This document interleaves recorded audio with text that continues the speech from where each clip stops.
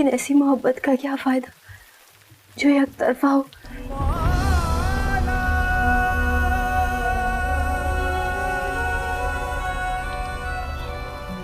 क्या भी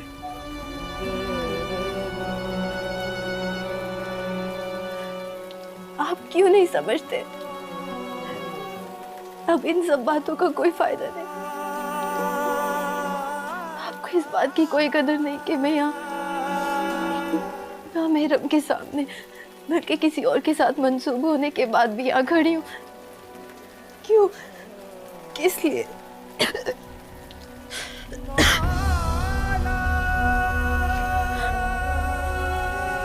आपके लिए इतना काफी नहीं कि मैं आपकी सच्ची मोहब्बत और प्यार की कीमत चुकाने आई हूँ। तो फिर फैसला कैसे? मोहब्बत तो अभी सीना ताने खड़ी। खुदा के लिए मुझे और आजमाइश में मत डाले हमारे। मैं बहुत कमजोर लड़की हूँ। मेरे लिए तो आपसे छुप कर मिलने का गुनाह ही किसी आरी से काट देने के एहसास से कम नहीं है।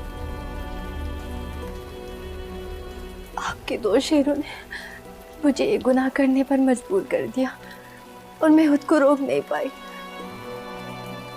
वादा करें मुझसे कि आप घर लौट जाएंगे। मैं आपसे आपके खुश रहने का वादा चाहती हूँ।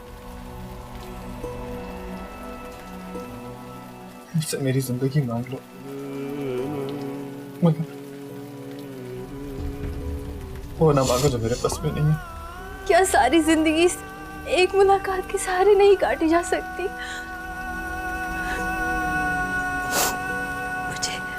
मुझे पूरा यकीन है कि इस जहान में तो नहीं, अगले जहान में मैं आपके साथ जरूर होंगी। क्या मेरी सारी जिंदगी का हासिल आपका एक वादा नहीं हो सकता? क्या आप मेरे लिए इतना नहीं कर सकते? मैं आपको हर मान देने के लिए तैयार हूं, लेकिन जब मैं घर से चला था ना,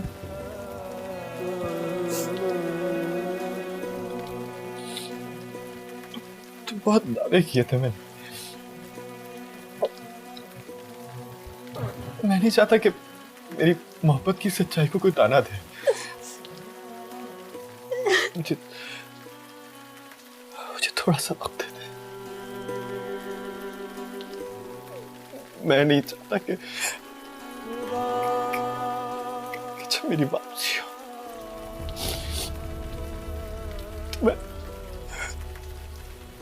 तो मैं अपनी नजरों में खुद ही गिर जाऊं। थोड़ा सा वक्त दे दे।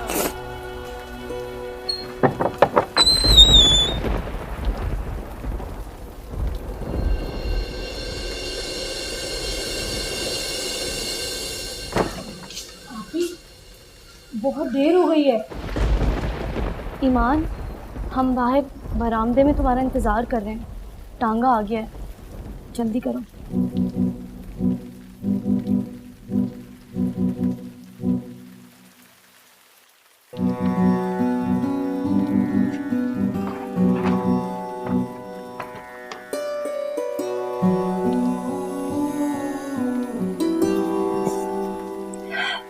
मुझे यकीन है कि आज जब कभी भी जिंदगी में आपका नाम मेरे सामने आएगा तो उसमें कोई जो जल कर राख हो जाने वाली कोई बात ही नहीं होगी।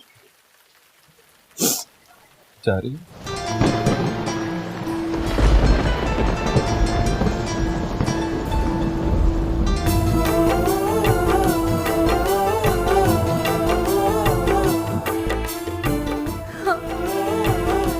इस उम्मीद के साथ कि आप मेरे यहाँ तक आने का मान रखेंगे। बस मेरी ये हिम्मत आए और इसे जाया मत जाने दीजिएगा। ये एक मजबूर की इल्तिजा है आपसे।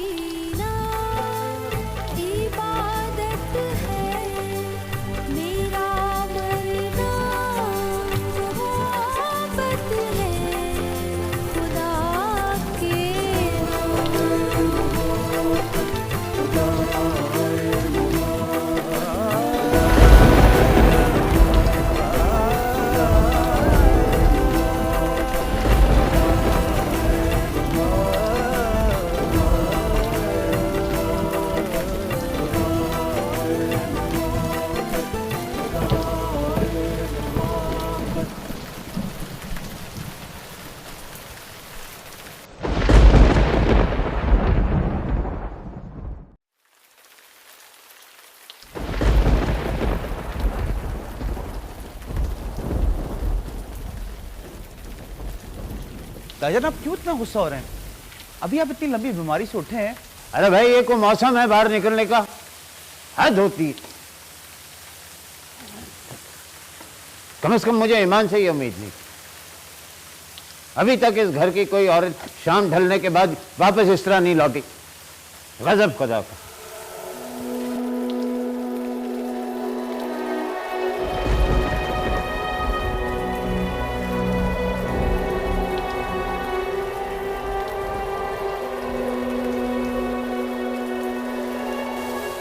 कहां से आ रहे हो तुम दोनों इस वक्त? हैं? ये कोई वक्त है शरीफ लड़कियों का घर लौटने का? वो कौन सा ऐसा काम पड़ गया था जिसकी वजह से आप लोगों को इस वक्त तक शाम को निकलना पड़ा है? लोग कहेंगे कि मौलवी अलीम वैसे दूसरों को तो नसीहतें देता फिरता है, अपनी बेटियां जो हैं वो रात के जनाबली बाहर फिर रही हैं। कमाल की बात है। बोलो, जवाब दो। वो अब्बा जी, वो हम दोनों क्या? वो ताजी, वो मेरे ही काम से बाहर नहीं थी। तुम्हारा कौन सा काम था इतना जरूरी जो कि इस वक्त गई थी? बाजार से कुछ चीज़ें मंगाई थी मैंने। वो मैं हुजरे की मरम्मत में थोड़ा मसरूफ़ हूँ तो इनको कह दिया।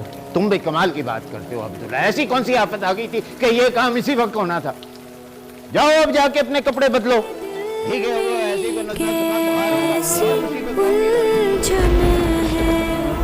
मैं क्या मांगू खुदा जाने, मोहब्बत तो गुनाह भी है, मोहब्बत ही खुदा भी है।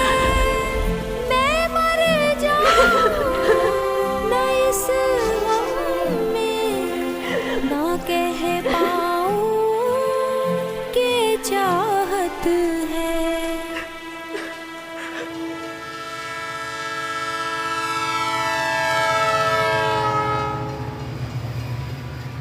क्यों उन्हें मेरी मोहब्बत एक गुनाह अजीम नजर आती है? क्यों क्यों उन्होंने उस मासूम लड़की की रूह को मजहब और गुनाह के बीच में तकसीम करके रख दिया? मोहब्बत उसे मेरी तरफ खींचती है और मजहब उसे मौलवी अलीम का हुक्म मानने पे मजबूर करता।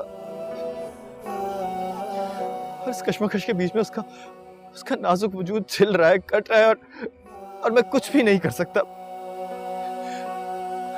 खामोश खड़ा देख रहा हूं। मैं बिल्कुल बेबस हूं गफूर है। मैं क्या करूं? मेरी बहू, इसमें तेरा कोई कसूर नहीं बहू। तेरा बस चले तो तू उस मौलवी के घर के सामने उसे यकीन दिलाने के लिए सूली पर चढ़ जाए, उसके हाथों से जहर खा ले। और तू तो उस लड़की की इज्जत की खातिर खामोश बैठा है ना। इसमें तेरा कोई कसूर नहीं, सारा कसूर तेरी किस्मत का है।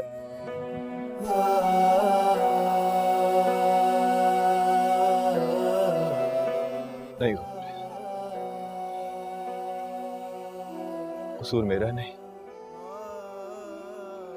ना ही मेरी मोहब्बत का है। वो हम इंसानों के दिलों में मोहब्बत का बीज बोता है और फिर उसे एक तनावर दरख्त बना देता है। फिर जहरीली अमर बेल के असर से इंसान ऐसा बेहाल होता है कि ना वो जी सकता है ना वो मर सकता है। वो जी जी के मरता है और मर मर के जीता है। आज मेरी और उस लड़की की हालत का जिम्मेदार भी मैं या वो नहीं। मेरा कोई कसूर नहीं है, मेरा कोई कसूर नहीं है, कोई कसूर नहीं है मेरा। चुप कर जा बहू, ना इंसाफी करने वाला नहीं है।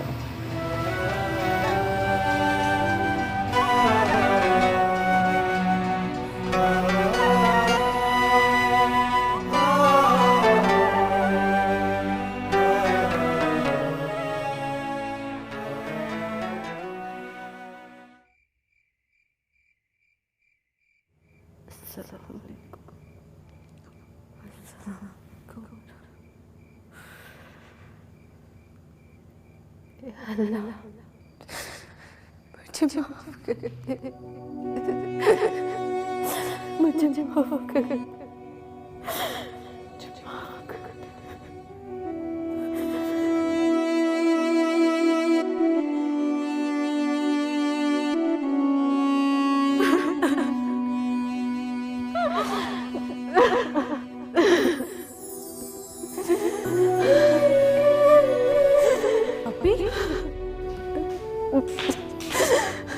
भाभी क्या हो गया आपको?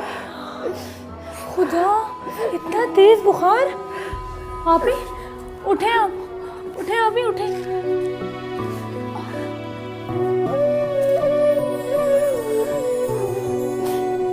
क्या हो गया है आपको? बुखार में जल रही हैं आप। लेटे। उफ अल्लाह, आपका तो सारा रंग जर्द पड़ा है। मैं क्या करूं?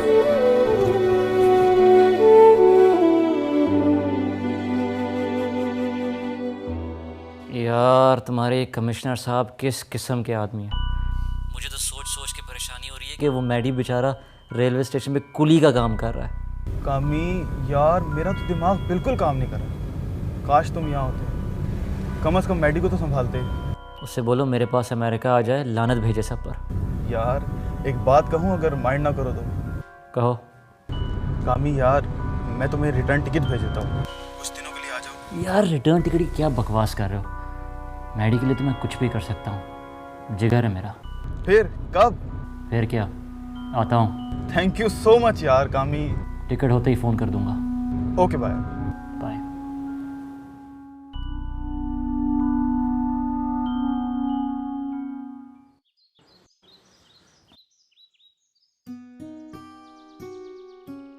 अब्दुल्ला भाई, हाँ बात सुने।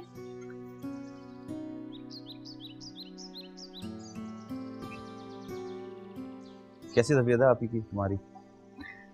अभी बुखार तेज है, दवा तो दी है, दुआ करें कि जल्द आराम आ जाए।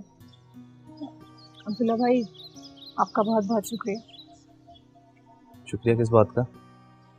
कल रात के लिए।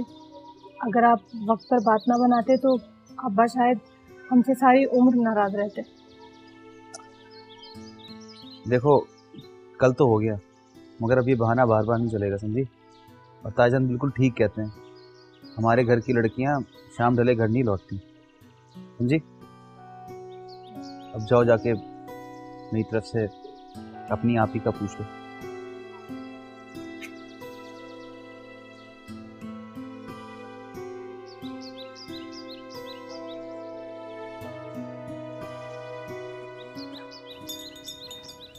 अस्सलाम वालेकुम छोटे मौलवी साहब। वालेकुम अस्सलाम फजल चाचा। कल खैरियत तो थी ना?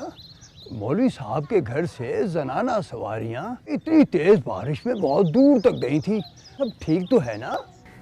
हाँ सब खैरियत तो है, आपको पता है शादी का घर चल रहा है, कोई ज़रूरी काम पड़ गया होगा। वैसे फजल चाचा, सवारी गई कहाँ तक थी? वो पुरानी हवेली, जहाँ वो क्या नाम है उनका, शाकर मियाँ रहते हैं।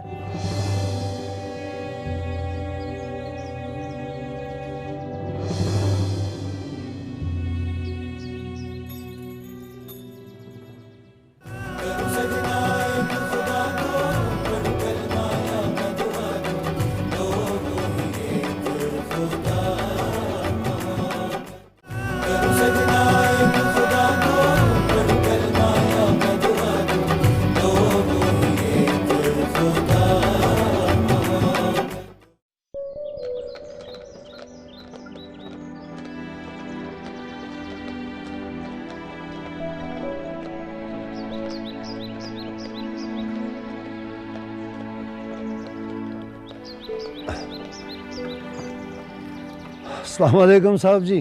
सलाम बाबा जी, क्या हाल है आपके? शुक्र है जी मौला का। शाकिर चाचा हैं घर पे? वो तो सुबह सुबह डिप्टी पे चले जाते हैं जी। अगर आपको कोई काम है तो मैं अंदर से किसी को बुला लूँ? नहीं, काम तो चाचा से ही था। चले बताइए कि मैं आया था। ठीक है जी। मेहरबानी। हमाद आते हैं? हाँ जी, हर हफ्ते पहले दोस्तों के साथ हल्ला गुला करने के लिए आते थे। अलबत्ता कल आए थे, बरसती बारिश में वापस चले गए, न जाने किस काम।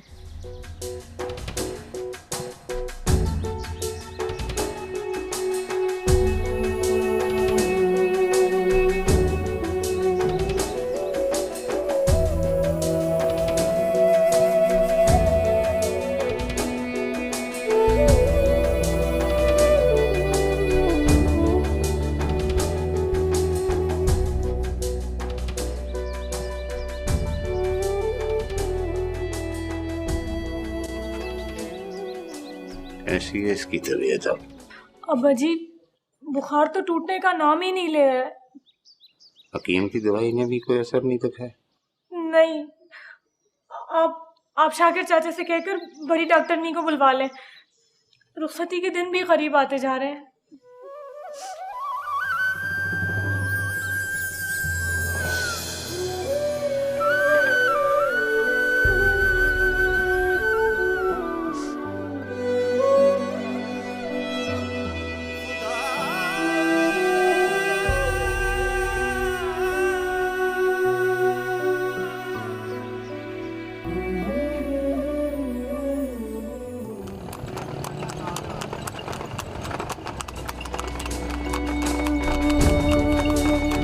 मौलवी साहब के घर से जनाना सवारियां इतनी तेज बारिश में बहुत दूर तक गई थी।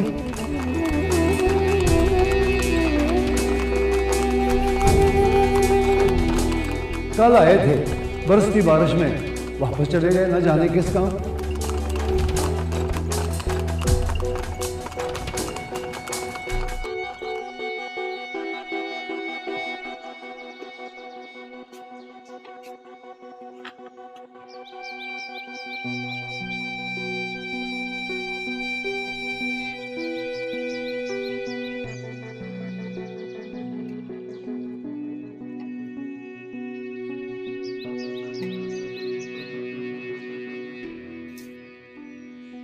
अरे भाई अब्दुल्ला।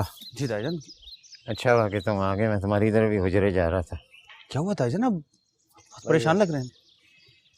ईमान की तबीयत ठीक नहीं है, उसका बुखार शदीद से शदीद तर होता जा रहा है, कोई दवाई असर नहीं कर रही। चाह रहा था कि तुम शहर जाते तो बड़ी सी डॉक्टरानी को वहाँ से लेकर आते। मेरे से बच्ची की हालत इस तरह देखी नहीं जाती। ताईजान आप परेशान ना हो, मैं खुद जाके डॉक्टरनी को लेकर आता हूँ। ईमान को कुछ नहीं होगा, ये मेरा ईमान है।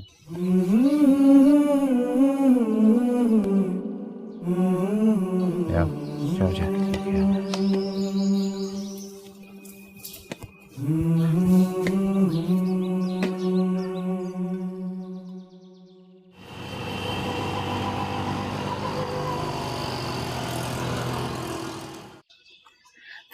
टाइम पर देते रहे, अल्लाह बेहतर करेगा। फिक्र करने की कोई बात नहीं, इंशाअल्लाह अल्लाह बेहतर करेगा। बज़ाहिर तो बुखार ना उतरने की कोई वजह समझ में नहीं आती, और ऊपर से ईमान कमजोर भी बहुत हो गई है। वैसे भी रुखसती के दिन करीब हो तो बच्चियों पे ज़हनी दबाव बहुत बढ़ जाता है। आप ऐसा कीजिए कि इसके जो भी करीब है उसे चाहिए कि इसका दिल लगाए। आप दवा टाइम पर दे दीजिएगा, अल्लाह बेहतर करेगा। साहबा आपने आने की तकलीफ उठाई, मैं आपका बहुत खुदा हाफिज़।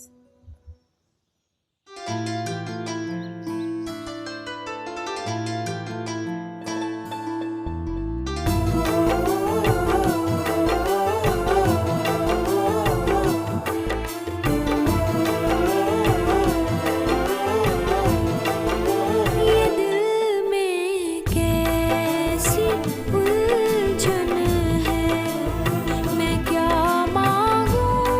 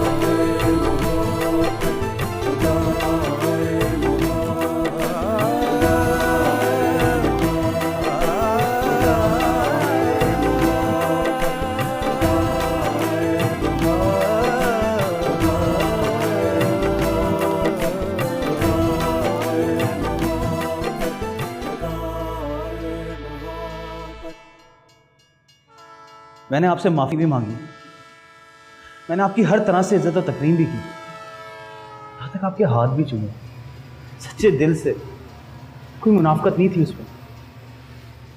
लेकिन आपने बहुत बड़ा धचका दिया मुझे। मैं समझा नहीं तुम क्या कहना चाह रहे हो। ये भी खूब है कि मुझे आप कहते कहते आपसे तुम तक आ गए, फिर भी आपकी तकरीम कर रही हूं। तो तेरा मतलब है, आप क्या कहना चाह रहे हैं? मैंने ऐसा भी क्या कर दिया कि आपको धचका लगा है उसकी वजह से? आपको पता चल गया ना कि मान मुझसे मंसूब है और कुछ ही ऐसे में उससे मेरी शादी होने वाली है, आप फिर भी उससे मिले क्यों? आपको किसी की इज्जत और वकार का पास रखना आता है? मैंने तो आपकी जज्बे की कदर की यूं कि शायद आप जुल्मत से नूर की तरफ आ जाएंगे, लेकिन अब्दुल्ला, मैं एक ऐसा गिरफ्तार हूं जिसकी रिहाई उसके सयाद के हाथ में भी नहीं है। मेरे एक सवाल का जवाब दे, अगर आपकी नमाजें कबूल होना खत्म हो जाए तो क्या आप नमाजें पढ़ना छोड़ देंगे? बोले। जिंदगी लफ्जों की तराश खराश का नाम नहीं है। आप अपनी मोहब्बत समेट के यहाँ से कहीं दूर चले जाएं, ये मेरी आपसे गुजारिश है। हाँ चलो चलो, सब कुछ तो छोड़ दिया है मैंने। मौलवी साहब ने कहा था कि कभी उनकी दहलीज पार ना करूं। वादा किया था कि कभी कभी मेरे कदम उनके दरवाजे की तरफ नहीं जाएंगे, तो नहीं गए।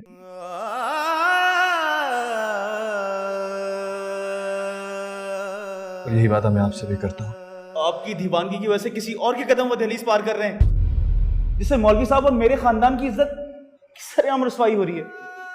आप क्यों नहीं समझते हमाद साहब?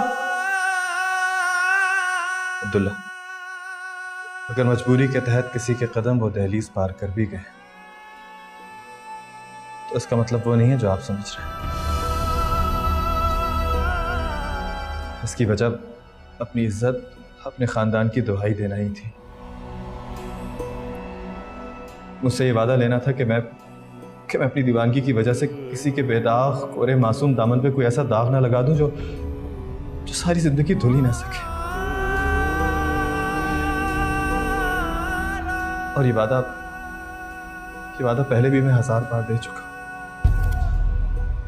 खूब निभा रहे हैं वादा अपना। मैं तो आपको मौत की बदुआ भी नहीं दे सकता,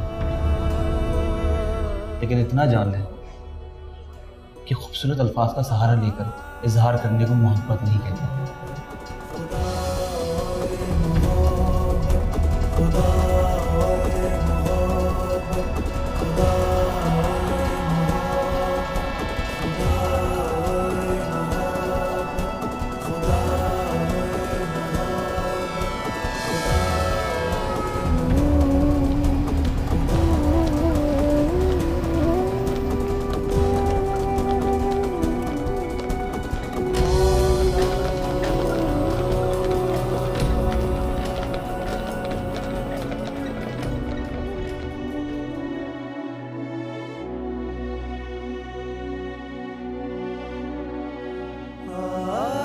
पता चल गया ना कि मान मुझसे मंसूब है और कुछ ही अरसे में उससे मेरी शादी तय है। अब फिर भी उससे मिले क्यों? आपकी दीवानगी की वजह से किसी और के कदम वो दहलीज पार कर रहे हैं।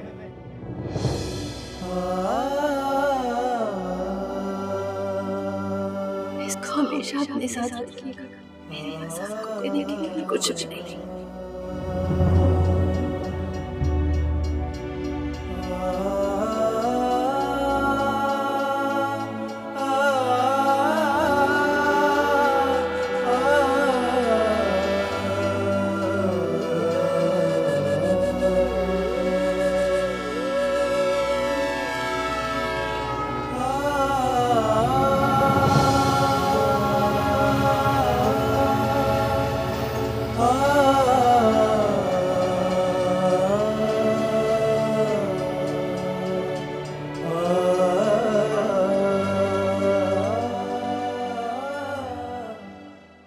अब्दुल्ला भाई, मैं सच कह रही हूँ, मैंने कभी आपसे कुछ नहीं छुपाया। मेरी आप ही अपने आप को खुद एक ना करता गुनाह की आग में झुलसा रही है। वो बहुत मासूम है, वो बहुत मासूम है अब्दुल्ला भाई। देखो आया, ईमान की गवाही देने के लिए मेरे दिल के सिवा मुझे और किसी तरफ देखने की जरूरत महसूस नहीं होती। उसकी पाकीज़गी और मासूमियत का गवाह मेरा मन खुद है। लेकिन आज न जाने क्यों मुझे ये महसूस होता है कि उस कांच की लड़की के साथ हम कोई ज्यादती तो नहीं कर रहे। मेरी बहन को बचा ले, मेरी आपी को बचा ले अब्दुल्ला भाई, खुदा के लिए उसे बचा ले।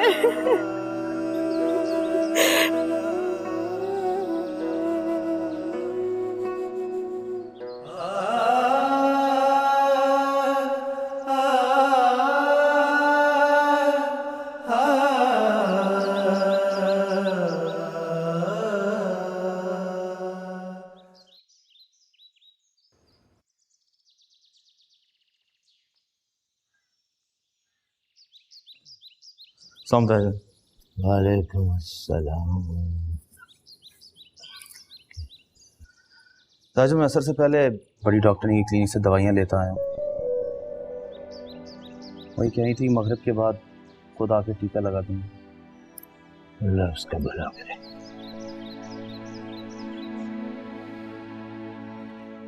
ताजन, वो ये कह रही थी कि ईमान के दिलो दिमाग पे जब तक बोझ है उसका बुखार नहीं उतरेगा। ताजन, मुझसे भी उसने कुछ ऐसी बात की। समझ नहीं आता कि ईमान के दिलो दिमाग पे कौन सा बोझ है। ताजन, कहीं ईमान इस रिश्ते की वजह से ताजन मेरा मतलब ये है कि आपने उससे पूछा था इस रिश्ते के बारे में? क्या बात करती है अब्दुल्ला? मेरी बच्ची का फैसला मेरे फैसले से जुदा हो सकता है? क्या तुम ईमान को नहीं जानते? ताजन, जानता हूँ, जब भी डरता हूँ वो आपके फैसले पे कुर्बान होना ज़्यादा पसंद करेगी। लेकिन ताजन कभी जुबान नहीं खोलेगी। पता नहीं क्यों मुझे लगता है कि हमसे अनजाने में कोई चूक ना हो रही है। ताजन, मैं चलता हूँ।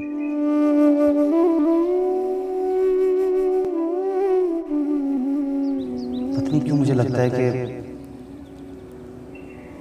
हमसे अनजाने में कोई चूक ना हो रही है। ताजन।